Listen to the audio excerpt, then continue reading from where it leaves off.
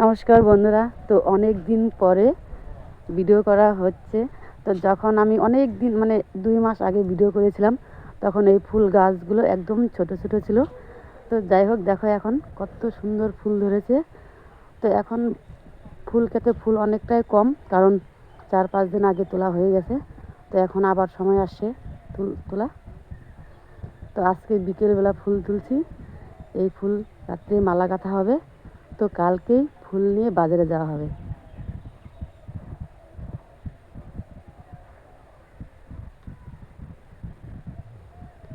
কারণ অনেক দিন পরে ভিডিও বানালাম, কেন কারণ এই মোবাইলের সাউন্ডটা একদমই ভালো হয় না। তো এই যে আমি যে কথা বলছি, এখনও সাউন্ডটা ভালো হবে না। তো ভাবছি পরে ফোনটা আবার নতুন করে কিনে নেব। তো এখন সাউন্ড কিন্তু একদমই ভালো হচ্ছে না। তবু এইভাবেই মানে এর জন্যই অনেক দিন পরে ভিডিও করা হলো। তো কিন্তু এখন উপায় নেই, আমাদের মোবাইল কেনার টাকা এখনও হাতে হয়নি। এর জন্য ভাবছি এইভাবেই ছাড়ি, এখন কী করব।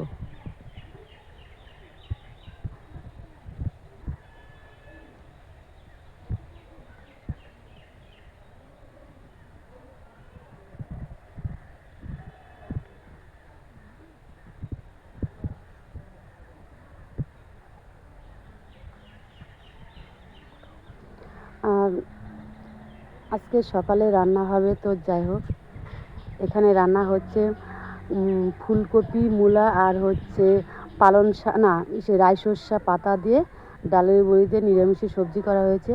আর এদিকে হচ্ছে দেখো আলু ভাজি করব।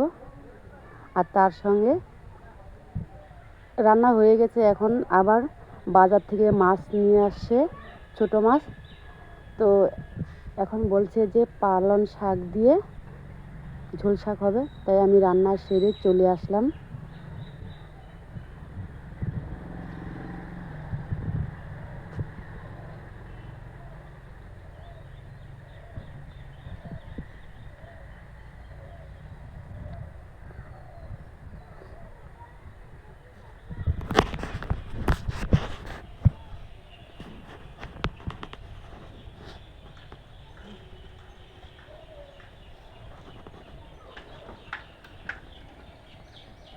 তো যাই হোক, আমি নিরামিষের সবজি আর এদিকে হচ্ছে আলু ভাজা, এইগুলো করে আমি চলে আসলাম পালং খেতে।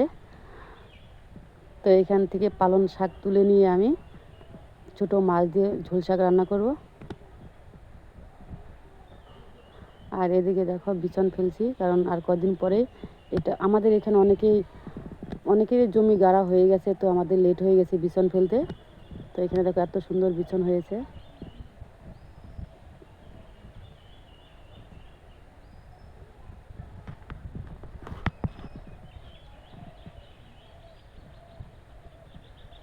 তো চলে আসলাম পালং খেতে। এখানে দেখো এক সাইডে রাই সর্ষা, আবার এখানে পালং শাক, আর ওই যে দেখা যাচ্ছে ওখানে হচ্ছে ধনিয়া গাছ। তো অল্প একটু জমিতে অনেকগুলো সবজি লাগিয়েছি। আবার এই পাশে দেখো লাউ গাছ প্রায় হয়ে আসে, একদম ছোট ছোট।